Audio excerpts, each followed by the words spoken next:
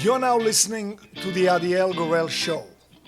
Each episode, I'll bring you the latest news from my discussions with top health and wellness experts so that you can bring yourself into better health. Today, on the Adiel Gorel Show. He started on rodent studies. Now he's running a ton of different clinical trials, and that's what he's showing. And when I counsel cancer patients, I always tell them to try to at least calorically restrict the day before you get your chemo, and then the day of. But these phytonutrients, in my book, I kind of detail all the different ways that they work against cancer. But just some of the ways to kind of give your listeners a little bit of a flavor is they fragment DNA. Turmeric alone has been shown to disrupt 80 plus different cancer cell signaling pathways. It disrupts cancer cell division at various aspects of division. It disrupts angiogenesis, the ability of the cancer to actually spread. And it really does help most of these therapies work better. It actually creates better sensitization to different chemo and radiation regimens. Okay, so now, a question from the simple-minded left field. It seems like the relationship of medicine to cholesterol has shifted. So in the past 50, 60 years, even in medical school, they would say cholesterol causes heart, disease. Then the thinking shifted. People say we need cholesterol in many places in our body, including making, our hormones. So can you just very briefly talk about that? Because it does seem to be in a flux. I would love to talk about that, because really the scientific knowledge has not shifted. A lot of it occurs because of social media. And let's just face it, if you get on social media and you say, hey, you know what, everything they said about broccoli was wrong, it's going to go viral. I mean, that's just the way it is right now. And that's why people are more confused than ever. In the last 5 years alone, there have been 13 Mendelian randomization studies. There have been 28 clinical trials, and there have been 9 prospective studies. And when Mendelian randomization studies, just so you know for your listeners, they're basically genetic studies. So some people are just born with low LDL cholesterol, which is one of the bad type cholesterols. And some people are born with really high familial, high LDL levels. When you look at a graph of those individuals, the higher the LDL, the higher the incidence of cardiovascular events. I mean, it's a straight line. It's not even like, it doesn't even wobble. It's a straight line. And then when you look at the randomized clinical trials, it goes up in a straight line, but it's not as high as the Mendelian randomization studies. Because remember, with the Mendelian randomization studies, that individual's been exposed to high LDL their whole life. So what they find is that the cardiovascular events actually are multiplied by about 3. So you've been exposed to that high level of LDL cholesterol over the course of your life. When you're doing, for instance, a statin, let's say you do a statin for like 5 years, and you were 60 years old when you started it. Well, you had 60 years where your body was like being bombarded by lipoproteins that were basically entering through the endothelium into the arterial wall, building up plaque over 5 decades. So just doing 5 years of a statin, for example, I mean, you're going to have decreased cardiovascular risk, but that doesn't mean that you're not going to get a heart attack. And one other thing that is really interesting is that if you look at normal lipid profiles, in fact, today I just got mine back today. My LDL was 59 and my total cholesterol was 139. So, and I don't do any statins or anything. I just do a whole food plant-based diet. So, you can get those levels down just through lifestyle changes. But really, to keep atherosclerosis from progressing, your LDL really needs to be below 70. And what most doctors say is, okay, if it's under 100, okay, that's normal. Well, that really isn't normal, because your atherosclerosis is still progressing. and the average American has an LDL between 120 and 130. So their atherosclerotic process is definitely progressing. If their level is around that, is anywhere from 120 to 130. And even like I said, the study showed that it really needs to be below 70 before it stops. And many studies show between 50 to 70, you can actually start reversing some of that atherosclerotic plaque in the arterial wall. Given that we do use cholesterol for certain functions in our body, could there be a situation where our cholesterol is too low? No. And I'll tell you why. Every cell in your body makes cholesterol.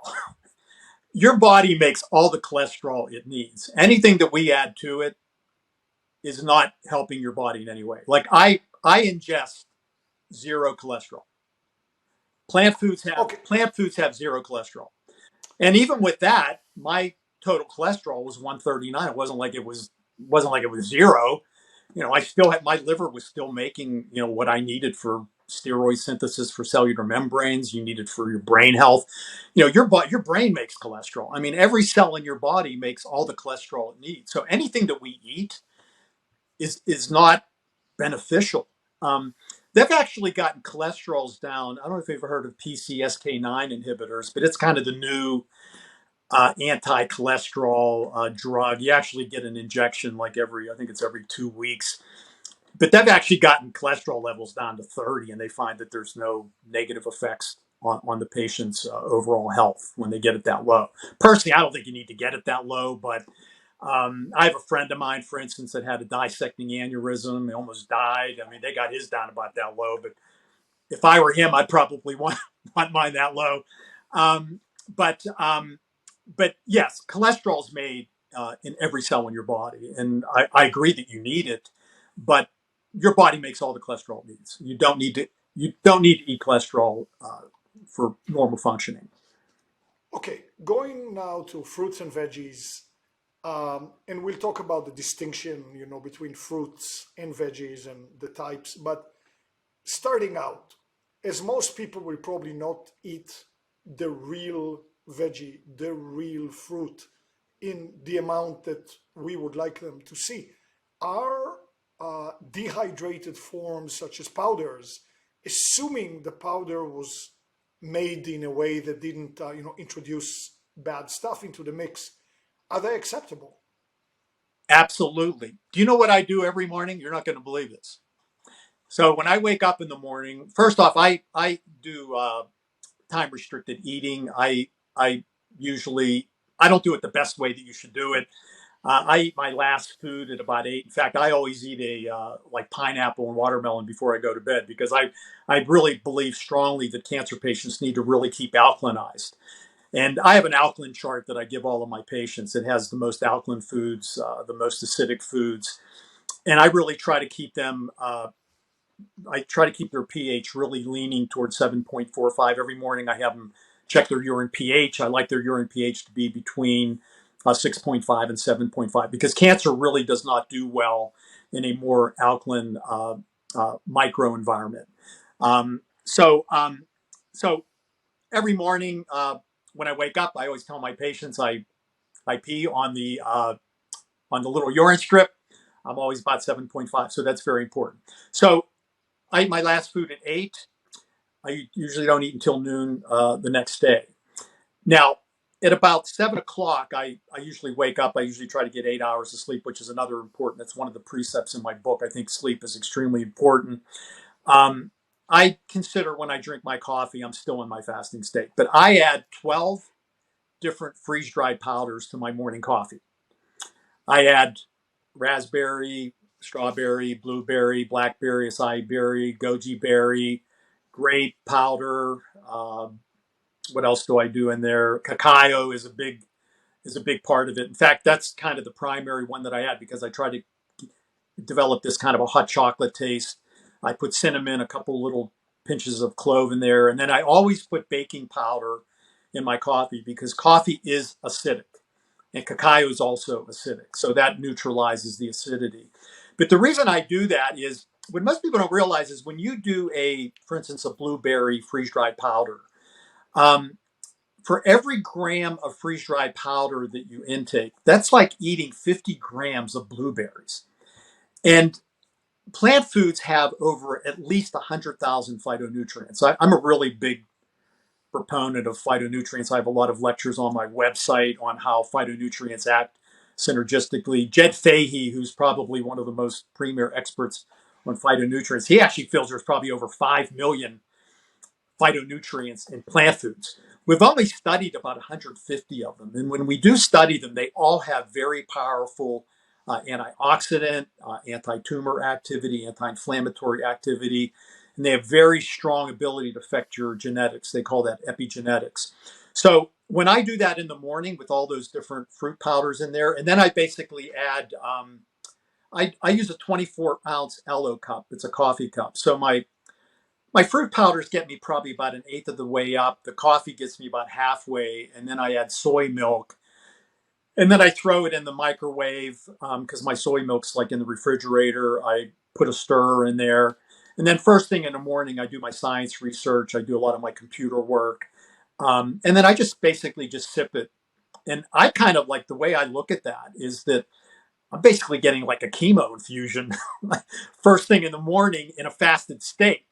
And that's the other thing. The studies show, I don't know if you've ever interviewed Walter Longo, but he's one of the world's expert on fasting. But he's done a lot of studies on fasting, and he shows that if you fast 24 hours before you get your chemo, and also the day of the chemo works much better and you get less side effects. I mean, he started on rodent studies. Now he's running a ton of different clinical trials, and that's what he's showing. And when I counsel cancer patients, I always tell them to try to at least calorically restrict the day before you get your chemo, and then the day of. But these phytonutrients, in my book, I kind of detail all the different ways that they work against cancer. But just some of the ways, to kind of give your listeners a little bit of a flavor, is they fragment DNA. Turmeric alone has been shown to disrupt 80 plus different cancer cell signaling pathways. It disrupts cancer cell division at various aspects of division. It disrupts angiogenesis, the ability of the cancer to actually spread. And it really does help most of these therapies work better. It actually creates better sensitization to different chemo and radiation regimens. So they do amazing things. So when I'm doing that in the morning, you asked about the freeze-dried powders. I'm like a huge proponent of them. And also, I do. I'm a big proponent of frozen fruits and vegetables too. Like my morning oatmeal that I was telling you about, those berries. I basically go to Trader Joe's. They have like a pack that has raspberries, strawberries, blackberries, blueberries, and I just put that on there. Then I put some bananas on there, and do the cinnamon, the soy milk, and I really feel that frozen fruit is probably more healthy than buying it at the produce because when they freeze it, they basically pick it, they freeze it immediately, and it's retaining all of its nutrients. Where I don't know if you've put raspberries in your refrigerator, and by the time you get to them, it's like fungus growing all over them. So half the time you end up throwing half of it out. So I even think from an economic point of view, I think it's a smart idea to use a lot of frozen fruits and even like some veggies like corn and peas and things like that. Now, of course, you can't get frozen, greens and things like that. I mean, you got to get those, fresh at the supermarket. But I think freeze dried powders and frozen food is awesome. I think it's amazing. Wait, you can get frozen vegetables? Oh yeah, I was talking about frozen lettuce, like greens, like Oh yeah, yeah, yeah. yeah. Okay, But no, so no, but so like I agree with you, like broccoli and greens, like peas and corn and all that. Yeah, I think all of that's great getting frozen. so a question, just a little one. I'm a 16/8 guy myself, and when you have your coffee in the morning with all the powders, aren't you breaking the fast with all those Yeah, I powders? mean, I probably am to a degree, but I'm really not. I don't really feel that I'm really exerting that much energy into digestion. Um, because everything's broken down. I mean, it essentially, it's not as good as just doing a plain fast. But people do juice fasts and so forth. I mean, they're taking in some nutrients and so forth. But for me, it's probably not a pure fast, but I still consider that a fast. I mean, trust me, I'm still Okay, hungry after I do that. So right. So going back to veggies, fruits, and juices. So, number one, a juicer or a blender? Because obviously the juicer throws out the pulp, which is a lot of roughage, which we need, and the blender, does it all. Which do you I'm not a like? proponent of juicing. Like I think people that do these carrot juices, that they get like the Gerson therapy. I don't know if you've ever interviewed anybody that does that. Is they have people drink about 13 different juices. I mean, these people I think they juice about 20 pounds of veggies every day. No, I'm talking regular. Just you do like one juice a day, juice or blending. I think smoothie, like a Vitamix you're talking about, like a smoothie versus a juice, a smoothie by far, Yes, a because smoothie because it has yeah, everything. because you still have the fiber in there. And one thing they've found is that a lot of these phytonutrients are actually attached to the fiber. So that when you juice, you actually are getting rid of a lot of the phytonutrients in that juice. So by far, smoothies are way better than juicing. It's not even close. I once tried something, maybe it's a little bit extreme, but I did juice, but then I was looking at all the roughage that was thrown in the Yeah, back, and I said, I don't want to lose yeah. that. So I put it in a dehydrator Okay. and made it like a cake and ate the cake with my How juice. was it? Okay. Delicious. Maybe you should start a cookbook. Maybe. Okay, so now um, you talked about oils, and of course, in the past decade, maybe even two, we have rediscovered, or maybe we didn't, again, social media or science, I don't know, the saturated fats that some people say these are actually good, like coconut oil, and you talk about, MCT oil in your book, butter. So can you talk about that? Yeah, this is another thing that social media has totally destroyed. And even some of the research studies that have been uh, put out there are very misleading. And the reason it can be misleading, what people don't realize, as saturated fat goes up, there are definitely an increase in cardiovascular events, but it's a sigmoid curve. So it goes up very gradually when you hit about 8% of your total calorie saturated fat. Then from 8% up to 15% of total saturated fat intake, it goes up like a straight line. And then from 15% to, whatever, 25%, it goes up, but it's like very gradually. So just kind of give an example. And I heard this analogy and it's really good. It's, if you take water, for example, and you take water from 45 degrees Fahrenheit to 35 degrees Fahrenheit, it doesn't change at all. And then when you take it from 35 degrees to 25 degrees, it turns into ice. And then if you take it from 25 degrees to 15 degrees, it stays like ice. So it's the same thing with saturated fat. So if you take one group that eats 16% saturated fat and you compare them to a group that eats 25% saturated fat, you're not going to see any difference in cardiovascular events because it really doesn't change. But if you take a group that eats 5% saturated fat and you compare it to somebody that eats 18% saturated fat, the people who eat 18% saturated fat, the number of cardiovascular events is way higher. It's like in a different dimension. So this sigmoid curve is really what has confused people. And it's even like with low saturated fat. Like if you compare somebody that's only eating 5% to 8%, you're not going to see any difference in cardiovascular events because if you're below 8%, you're not going to see any difference.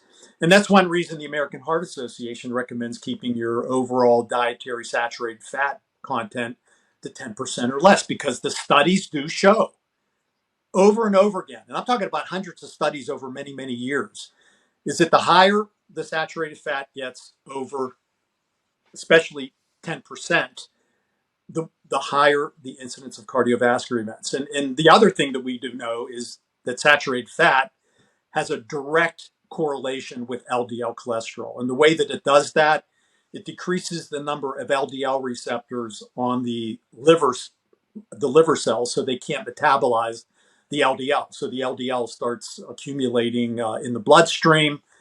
It then penetrates the endothelium, gets oxidized. It creates this whole cascade of events that creates foam cells, that creates the atheroma that causes atherosclerosis. So that that whole thing really has been really bastardized by social media.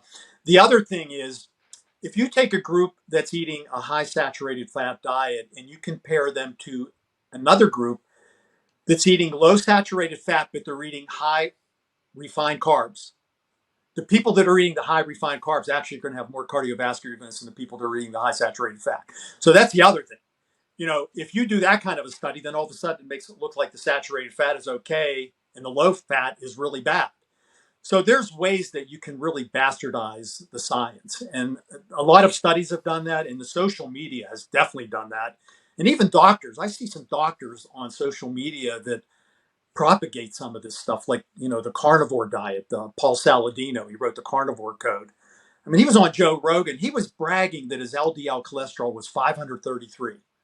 I mean, that guy is going to have some major cardiovascular event at some point in his life. I mean, there's just no question.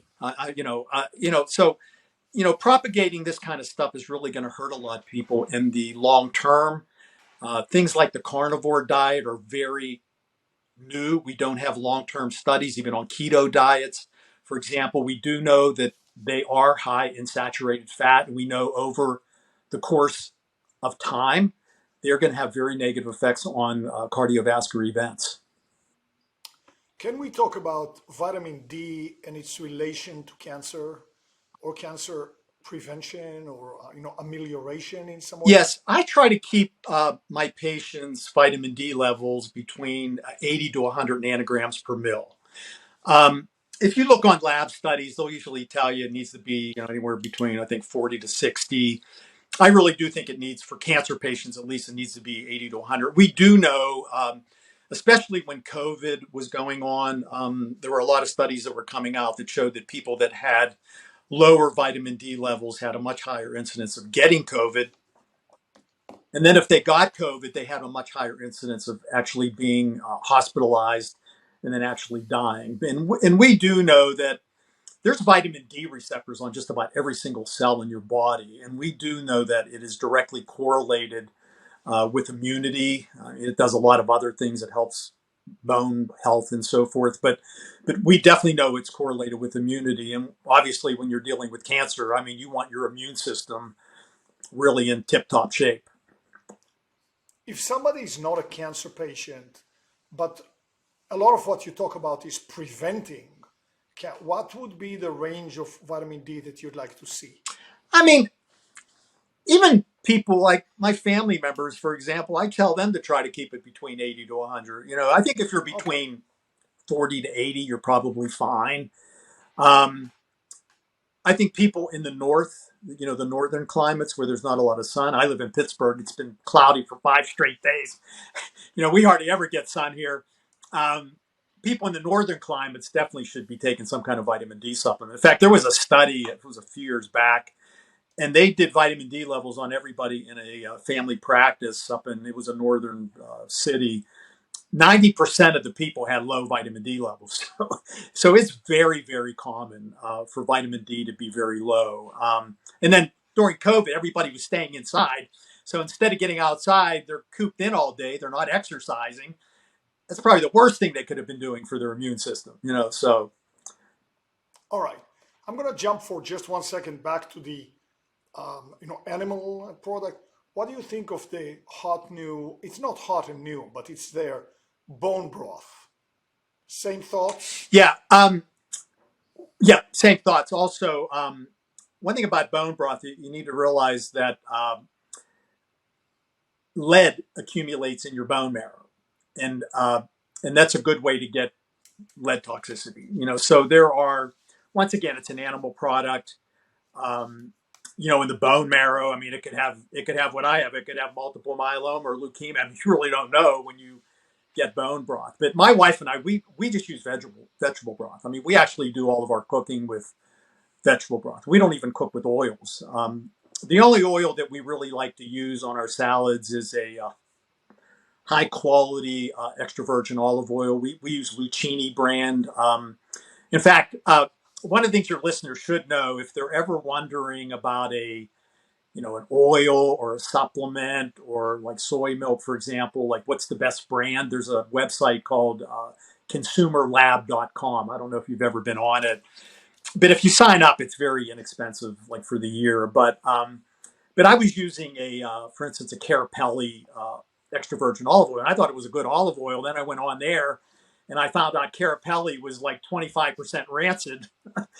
And they always give you kind of the top pick, a couple top picks, and Lucchini was one of the ones that was one of the top picks. And my wife and I get that from Whole Foods. You can get it on Amazon too. That's the one that we use. But we use that, and I also use Barlean's a little bit of flaxseed oil on my salads too, which is a good form of getting omega-3 fatty acids. So they're basically the only two oils that we use in our house. I mean, we don't really use any other kind of oils. All right, boring you once You know, again. you're not boring me at all. I'm loving this. You're using soy. What about all the estrogen? What about soy? What are you talking about? So, Okay. can you? Yeah. In my book, I have a chapter on common myths, and this is one of the most common myths, that soy causes breast cancer, and it's the exact opposite. I think what has created this problem is that soy is called a phytoestrogen, and people hear the word estrogen and they get scared. Phyto means plant. But if you really understand the physiology of soy and its isoflavones, genistein and diazane are the main two that are in soy, is that your breast cell has two different receptors. It has an alpha receptor and it has a beta receptor. The beta receptor, when estrogen attaches to it, it's actually cancer protective. And the alpha receptor is actually breast cancer activator. It's an activator of cancer. Soy, diazane, and genistein actually attach to the beta receptor. They attach to the cancer protective receptor. And actually, they attach with 1,600 times greater affinity than estrogen. So it really has an amazing anti-breast cancer effect and also anti-prostate cancer effect, because prostate also has these beta receptors. The other thing is it also has a very powerful effect against the alpha receptor. So it actually downregulates the stimulator and it actually upregulates the beta receptor, which is an anti-cancer receptor on the breast cell. There have been many, many studies. In fact, I always go over this since 2009. Every single study that's ever been done on soy and its relationship with breast cancer shows it has a protective effect. And also, it shows there was an Asian study that I always refer to that they looked at women that drank 1 cup of soy milk for 5 years that had breast cancer compared to women that didn't. And the group that had the soy, 1 cup of soy every day for 5 years, had about a 40% lower relapse rate compared to the people that didn't drink any soy. And the studies, and anytime somebody says soy causes breast cancer, you know what I tell them? I said, you're not reviewing the scientific literature because it's as clear as day. No, but one of the other things out there, which you're probably going to call a myth, is you hear the word estrogen and men say, "Oh, it's gonna feminize me." Yeah, absolutely not. Absolutely not. There have been quite a few studies on that.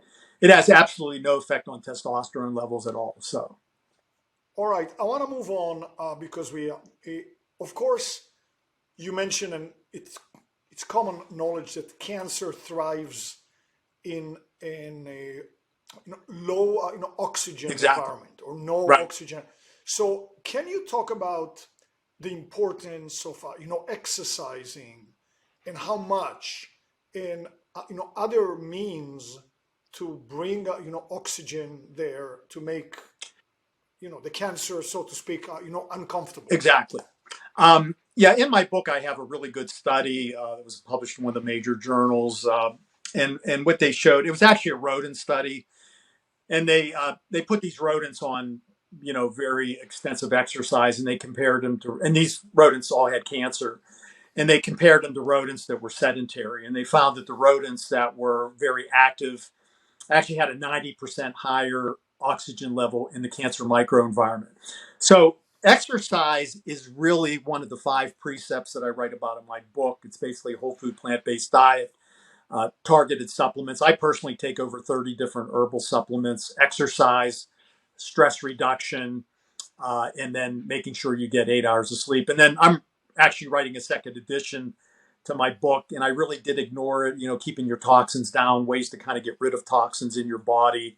That'll be another chapter. And then also the gut microbiome. I want to write a whole chapter on that because that's like a super amazing aspect of immunity and so forth. But in regard to cancer, in my book, I show that there was a study that showed that just 6 minutes of exercise actually increases your natural killer cell activity, and they're the cells that kill cancer cells, by 50%. So you don't have to do all this extensive exercising. There's one study that I have in there with breast cancer where they took breast cancer patients that were in remission, and they looked at women that just briskly walked 30 minutes a day, 5 days a week, and they lowered their chance of relapse by 24%. Women that jogged 2/3 of a mile lowered their risk by 40%. And then women that jogged 2.3 miles actually lowered their risk by an unbelievable 95%. I mean, chemo drugs can't even do that. I mean, it's almost unbelievable. So exercise is extremely important. It has this amazing effect on your immune system. It makes your innate antioxidants work more effectively. It develops insulin sensitivity. Remember, we were talking about that before. And I do recommend doing at least total body resistance exercises at least 2 times a week, and preferably even 3 times a week. I actually do it every day. I do a 15-minute band routine. I do it every single day. Because one of the things we do know, as your muscles deteriorate, when you hit about 50, I mean, you'll lose about 1 pound of muscle every year if you're not doing some kind of resistance training. And as you develop sarcopenia, or this decrease in muscle mass, you actually lose insulin sensitivity. So the insulin really can't get the glucose into the cell. The blood sugar starts accumulating, and I think everybody knows that cancer loves sugar. And then your insulin levels jack up. And I told you before that insulin is a very powerful growth stimulator. So, doing resistance training is like so important because you want to make sure you have good insulin sensitivity. But the other thing that exercise does, remember I talked about stress reduction and sleep. Well, when you're exercising every day, you sleep way better. And how many of us have been super stressed out? We went for a jog and we came back and we felt great. So it has this amazing ability to keep your stress under control. So I always call exercise kind of like the kingpin. I think diet is the most important thing, but I would say exercise would be the second most important thing. The other thing, it's going to help keep your BMI more ideal. We do know when your BMI starts getting above ideal, your cancer risk definitely starts going up. When your weight gets more normal, you look better, you look in the mirror, you feel better, you have a better attitude, you have less stress. So it all works together. Dominic, I want to thank you so much for taking the time. I know you're busy. We certainly covered quite a bit. We could cover more, but we're already up. So thank you so much for being Hey, it was great. I really super enjoyed it. Thank you for joining me today for the second part of our amazing interview. If you didn't catch part 1, don't miss out. The link is in the description below for you. And be sure to click the subscribe button for more videos.